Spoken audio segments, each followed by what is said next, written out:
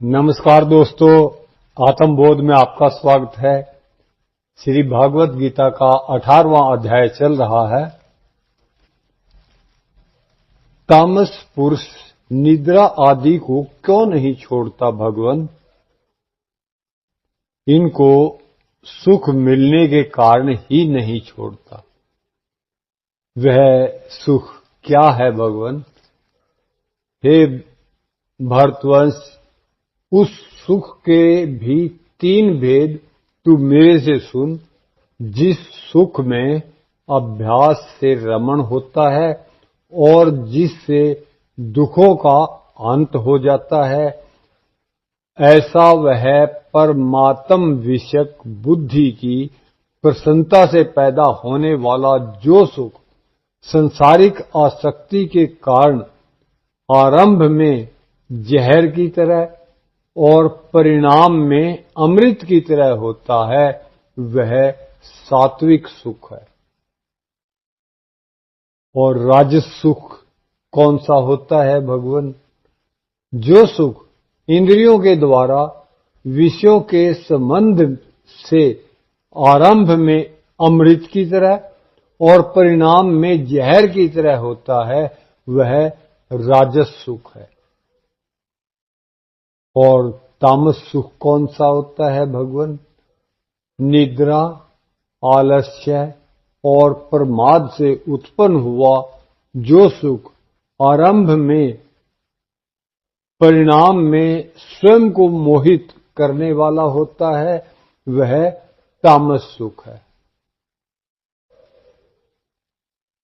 भगवान अब यह बताइए कि तीनों गुणों को लेकर और किन किन वस्तुओं के 3-3 भेद होते हैं। भैया, पृथ्वी में, स्वर्ग में, देवताओं में तथा इनके सिवाय और कहीं भी ऐसी कोई भी वस्तु, पदार्थ आदि नहीं है जो प्रकृति से उत्पन्न इन तीनों गुणों से रहित हो, अर्थात संपूर्ण त्रिलोकी तीनों गुणों में ही है।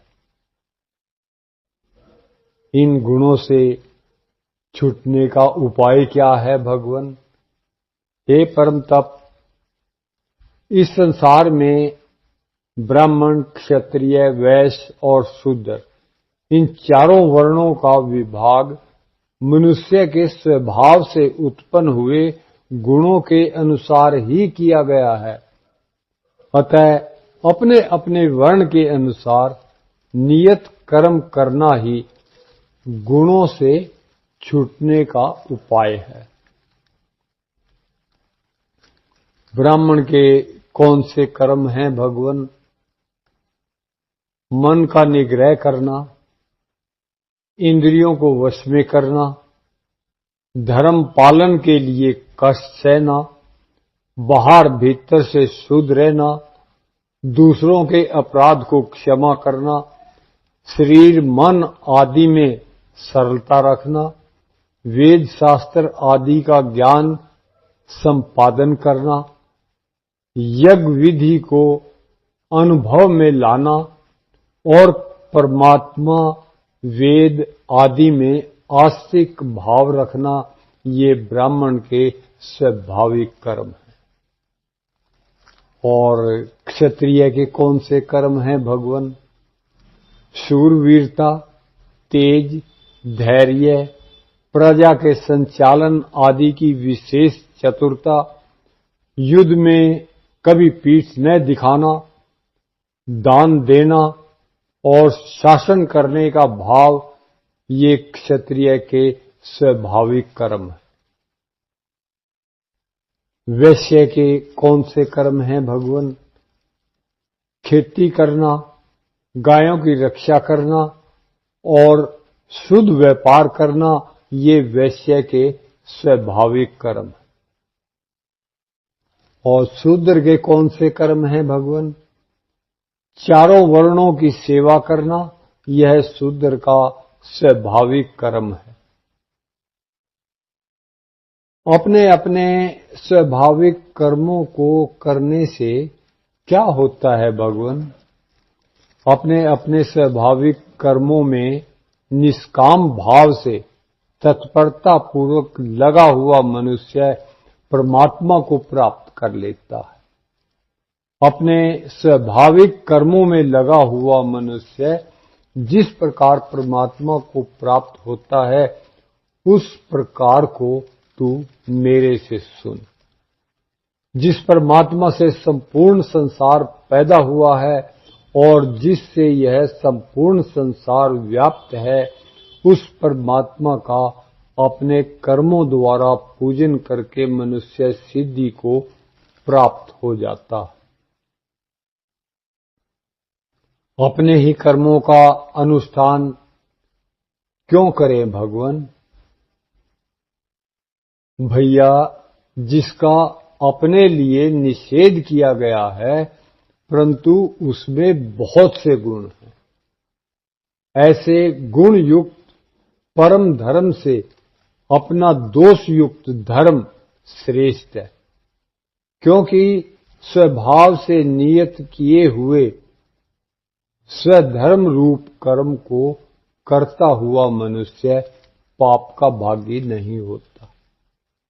हे कुंती नंदन, दोष युक्त होने पर भी अपने धर्म का त्याग नहीं करना चाहिए, क्योंकि जैसे आग जलाने के आरंभ में धुआं होता ही है, ऐसे ही प्रत्येक कर्म के आरंभ में कोई न कोई दोष होता ही है।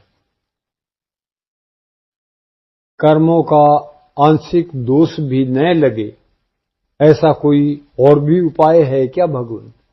हाँ, सांख्य योग है, जिसकी बुद्धि सब जगह सर्वथा आसक्ति रहित होती है, जिसका शरीर वश में होता है और जिसको किसी वस्तु आदि किंचित मात्र भी परवाह नहीं होती, ऐसा मनुष्य सांख्य योग के द्वारा ब्रह्म को प्राप्त हो जाता है।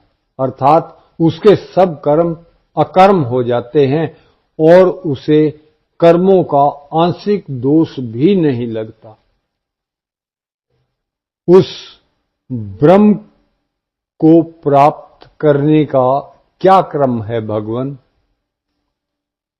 अंतःकरण की शुद्धि रूप सिद्धि को प्राप्त हुआ मनुष्य ब्रह्म को, जो कि ज्ञान की परानिष्ठा है, जिस क्रम से प्राप्त होता है, उस क्रम को तुम मेरे से संक्षेप में ही समझो।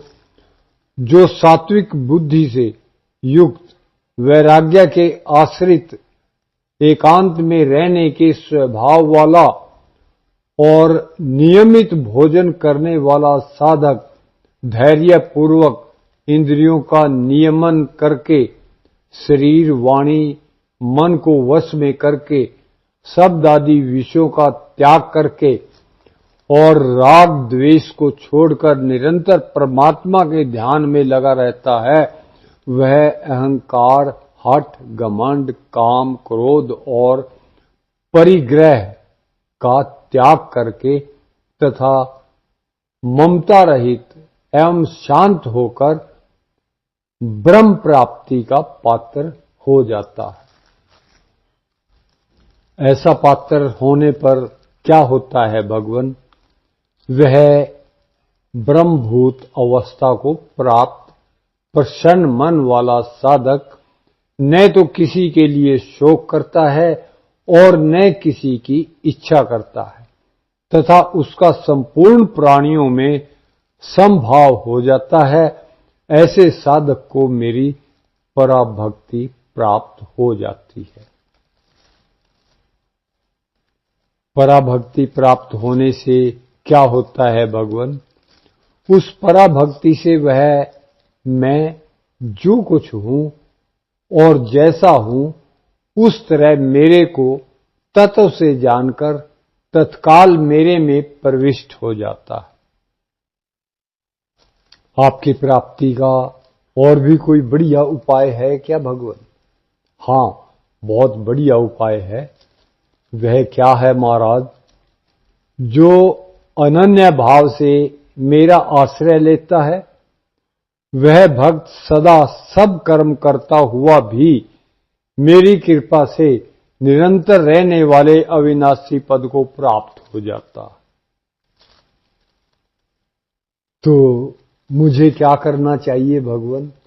भैया, तू केवल मेरे परायण होकर संपूर्ण कर्मों को चित्त से मेरे अर्पण कर दे, अर्थात संपूर्ण कर्म पदार्थ आदि से अपनापन हटा ले और तू समता को धारण करके निरंतर मेरे में मन वाला हो जा।